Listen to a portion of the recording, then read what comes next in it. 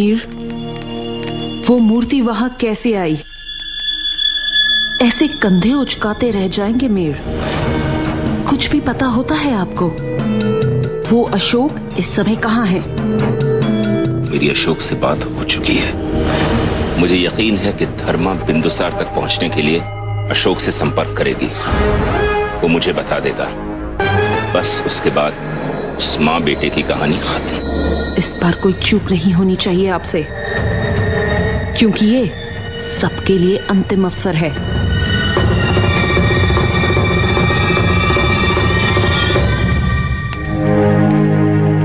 अशोक,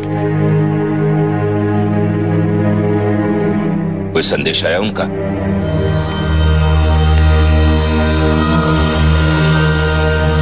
किंतु मुझे अनुमान है कि समारोह हेतु जब सभी लोग भवन में प्रवेश करेंगे तो उन्हीं के साथ वो भी प्रवेश करने का प्रयत्न करेंगे। मैं मुख्य द्वार पर रानी धर्मा और उनके पुत्र को देखने के लिए तत्पर रहूंगा। आप दूर से मुझ पर दृष्टि बनाए रखिए। एक बार वो माँ बेटे मेरे हाथ लग गए तो क्या? तो मैं उन्हें बिंदुसार के पास ले जाऊंगा। राजद्रोही हैं वो दोनों, उन्हें दंड तो मिलना ही चाहिए। मैं कुछ कहना चाहता हूं।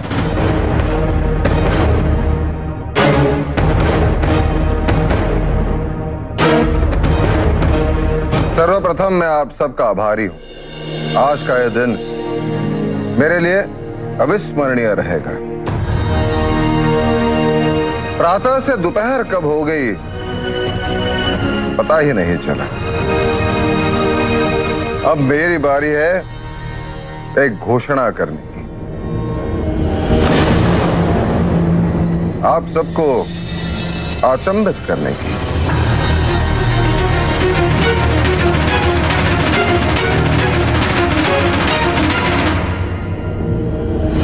सभी माता पिता के जीवन में ऐसा समय आ जाता है जब उनकी संतान बड़ी हो जाती है। उन्हें जीवन के अगले चरण में प्रवेश करना चाहिए। कुछ समय से हमारे परिवार ने बहुत उतार चढ़ाव देखे हैं। अत्यंत कठिन समय से गुजरे, किंतु आज मैं ऐसी आशा और विश्वास के साथ ये घोषणा करना चाहता हूं जिसके पश्चात परिस्थितियां बदल जाएं। हमारे मौर्य वंश में एक नया सदस्य जुड़ने वाला है। एक बहू के रूप में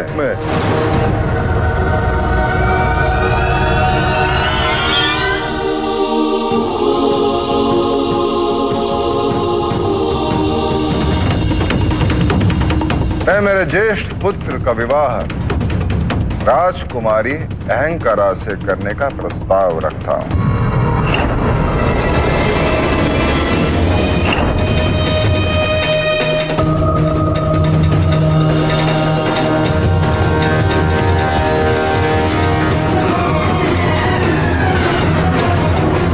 रानी निहारिका, मुझे आशा है कि आप उसके लिए सहमति देंगे।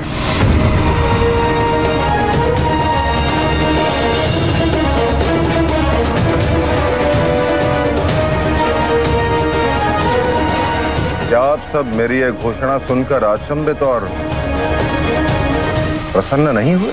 नहीं पुत्र, इसकी कल्पना भी नहीं की थी किसी ने, किंतु अचानक।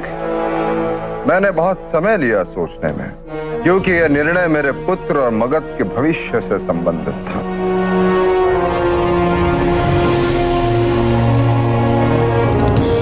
मैंने इस विषय में आचार्य चाणक्य से भी परामर्श लिया।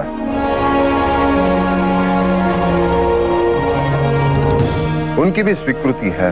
किंतु आचार्य है कहाँ? आज इस अवसर पर भी वो दिखाई नहीं दे रहे। वो एक अति आवश्यक कार्य से पाटलिपुत्र से बाहर गए हैं। मुझे आशा है कल तक वो लौट जाएंगे।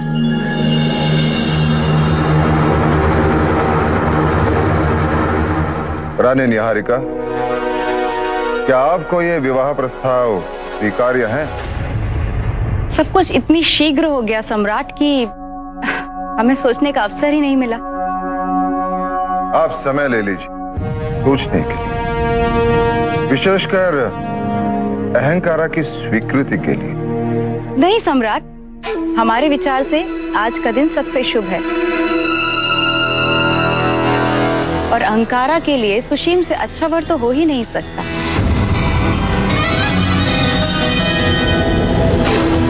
प्रस्ताव के लिए धन्यवाद। अभिनंदन अभिनंदन। बधाई हो सम्राट। अभिनंदन महारानी चारुमित्रा। बधाई हो सुशीम। महारानी चारुमित्रा, आपको बधाई। बधाई।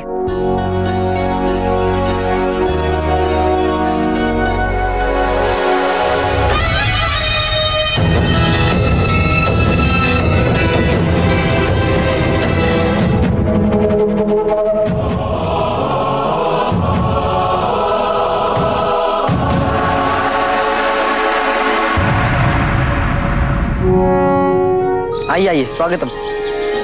आप सभी का स्वागत।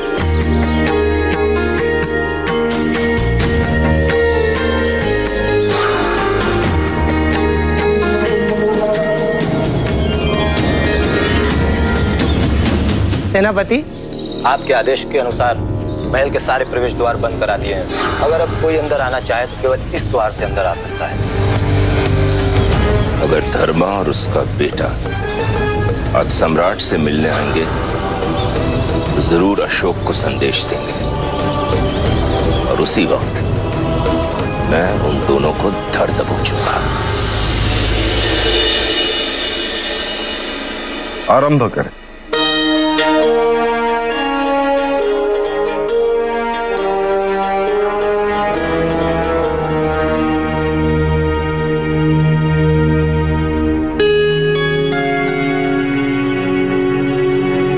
आज बड़े दिनों के पश्चात अन्नकूट का साग का सेवन करके वो स्वाद याद आ गए।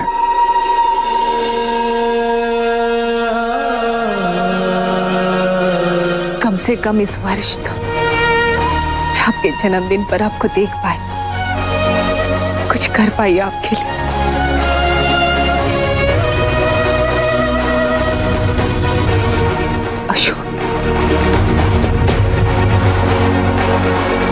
अशोक के उपहार का क्या हुआ?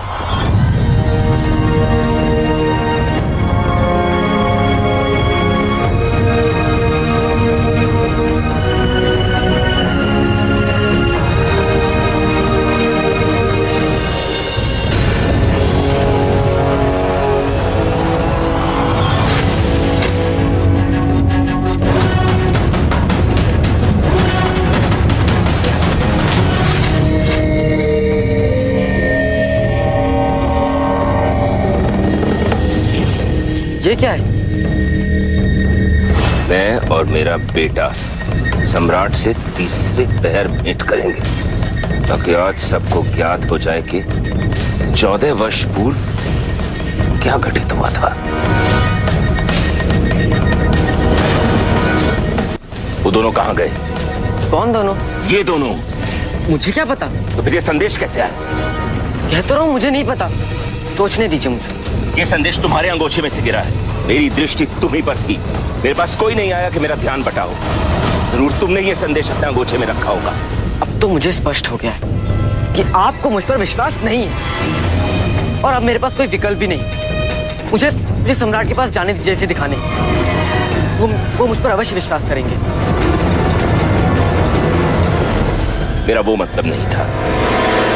मैं तो सिर्फ ये कहना चाहता हूं कि एक अकेले तुम ही हो जिसने धर्मा के बेटे को देखा है। फिर ये कैसे मुमकिन है कि वो यहाँ आया और तुम उसे पहचान नहीं पाए? ठीक है, माना कि मैं नहीं पहचान पाई, किंतु आप तो मुझ पर दृष्टि रख रहे थे ना, तो फिर आप क्यों नहीं देख पाए कि ये संदेश कौन रख गया? रानी धर्मा और उनका पुत्र दोनों बहुत चतुर हैं। रानी धर्मा इतने दिन इस भवन में दासी बनकर रही, तब तो आप उन्हें पहचान नहीं पाए, तब फिर मैं कहां से पहचान पाता? जब वो मगध के सेनापति को मूर्ख बना सकती है तो मैं तो बच्चा ही हूं ना। अब हमारे पास एकमात्र विकल्प ये है कि हम तीसरे पहर तक की प्रतीक्षा करें और उसके लिए समय है, इसलिए आप धैर्य से काम लीजिए।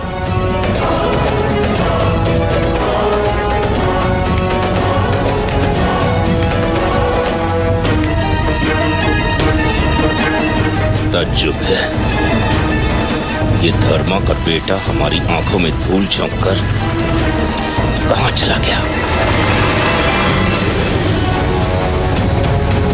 ये तो स्पष्ट है कि मीर से अपनी मां की रक्षा करनी है तो एक बार संकट उठाना ही पड़ेगा, अन्यथा आजीवन मीर का संकट बना रहेगा। इसलिए अब मैं मीर को ऐसा फंसाऊंगा कि वो मेरी मां को देख तो ले पर उन तक पहुंच ना सके।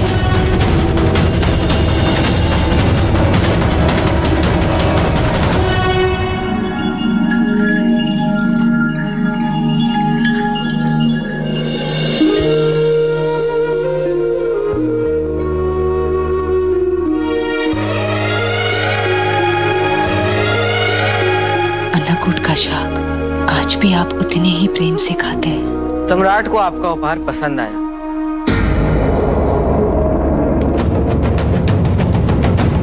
वो मैं ये कह रहा हूं कि रानी सुब्रसी ने जो उपहार सम्राट को दिया उसे तैयार करने के लिए आपने भी तो सहायता की थी ना।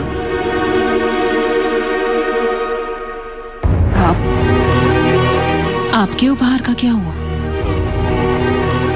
सुबह से उसी को पूर्ण करने में जुटा हुआ हूं मां। बस एक अंतिम पड़ाव बचा है। मुझे प्रसन्नता हुई ये सुनकर। आपने असफलता के भय को त्याग कर अपने उपहार को पूर्ण करने का निर्णय लिया, और मैं ये कभी नहीं चाहूंगी कि आप प्रयत्न किए बगैर हार माने। जब आपने निर्णय लिया है तो असफलता का मनन छोड़ दीजिए। जब लक्ष्य सामने हो तो वीर कभी भी पीछे मुड़कर नहीं देखता। अपना विश्वास ऐसे ही बनाए रखिए, आपका कार्य पूर्ण होगा और मुझे पूर्ण विश्वास है आपका उपहार देख के सम्राट प्रसन्न और अचंभित होंगे। आप इतनी अशक्त कैसे कि मैं ये कार्य पूर्ण करने के लिए सक्षम हूं, और ये मैं पूर्ण कर भी लूंगा। मैं आपसे अधिक आपको जानती हूँ। आपकी उंगली थामकर मैंने आपको चलना सिखाया है, और मुझे पता है अगर मेरा पुत्र एक कदम आगे जा रहा है तो अपने लक्ष्य तक अवश्य पहुंचेगा। आशीर्वाद दीजिए मां। ईश्वर आपको शक्ति, सामर्थ्य और विवेक दे। आपका हर कार्य सिद्ध हो। आपने भोजन किया या उपहार की तैयारी में भूल गए? समारोह संपन्न होने के पश्चात छत वाले कक्ष में आ जाइएगा। छत वाले कक्ष पर? हाँ माँ, आज हम एक साथ भोजन करेंगे, परिवार की भांति, बहुत दिनों के बाद, बिना किसी भय के।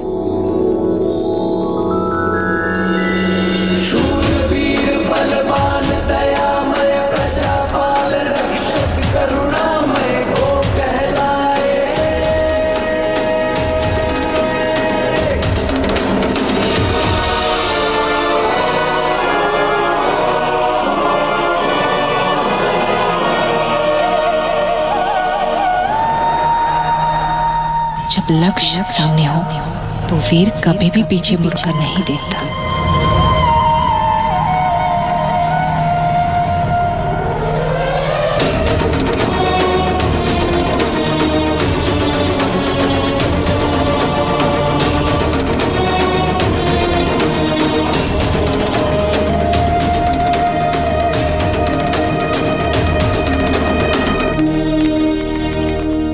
समारोह भवन में सब हमारी उत्सुकता से प्रतीक्षा कर रहे होंगे।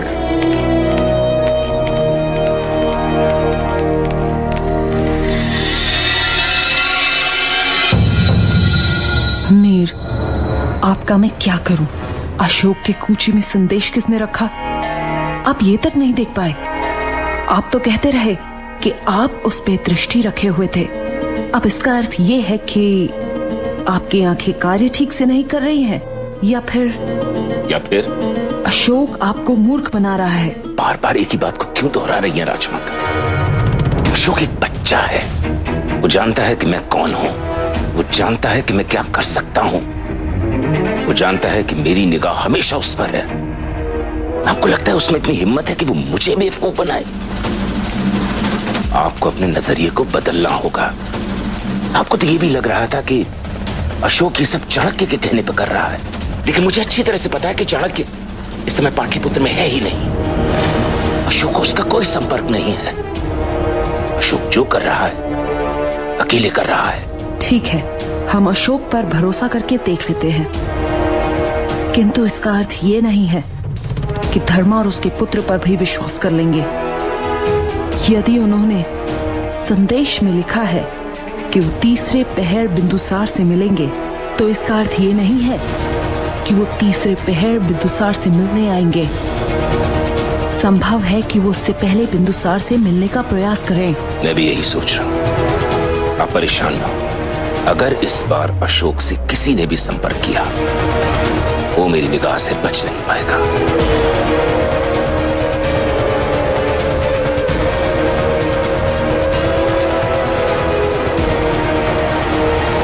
उपहार तैयार है? तैयार तो है, और जहां आपने कहा है वहां लेकर पहुंच भी जाऊंगा, किंतु मुझे तो उपहार की सुरक्षा की चिंता हो रही है। उसकी सुरक्षा का दायित्व तुम्हारा है अशोक। उसके लिए जो भी अनिवार्य हो वो करो, परंतु जो निर्देश तुम्हें दिए जा चुके हैं, यदि तुम उनका पालन करते हो तो ऐसी कोई विषम परिस्थिति उत्पन्न ही नहीं होगी।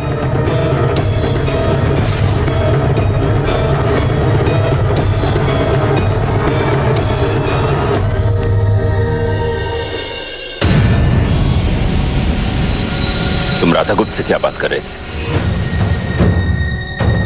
आप तो ऐसे भयभीत हो रहे हैं जैसे राष्ट्रद्रोही रानी धर्मा और उनका पुत्र नहीं, आप हैं। इसे धूर्तता मत करो अशोक।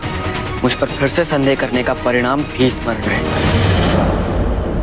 मैं तुम पे संदेह नहीं कर रहा हूं, पूछ रहा हूं तुमसे। तुम्हें अब मेरे पूछने पर भी परेशानी है? तुम जानते हो इसमें हम दोनों साथ साथ हैं। थोड़ी स्पष्टता तो होनी चाहिए ना। मैं आचार्य राधागुप्त को अपने रहस्य बता रहा था। क्या? देखा, यही मैं कह रहा हूं आपसे कि आपको मुझ पर पूरी तरह से विश्वास है ही नहीं। और ये जो स्पष्टता वाली बात है ना, ये वही संभव है जहां पे विश्वास हो। वैसे आप व्यर्थ में चिंता कर रहे हैं। आचार्य चाणक्य बाहर गए हुए हैं। उन्होंने सम्राट के जन्मदिन पर एक उपहार देने का दायित्व मुझे सौंपा। उसी के संदर्भ में आचार्य राधागुप्त मुझसे पूछ रहे थे।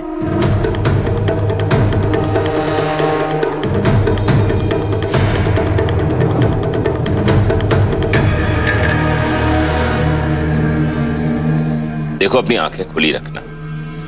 तुम जानते हो ना, इस समारोह से कहीं ज्यादा महत्वपूर्ण कुछ और है, उसे मत भूलना। आप भले ही भूल सकते हैं रानी धर्मा को, किंतु मैं नहीं। निश्चिंत रहिए।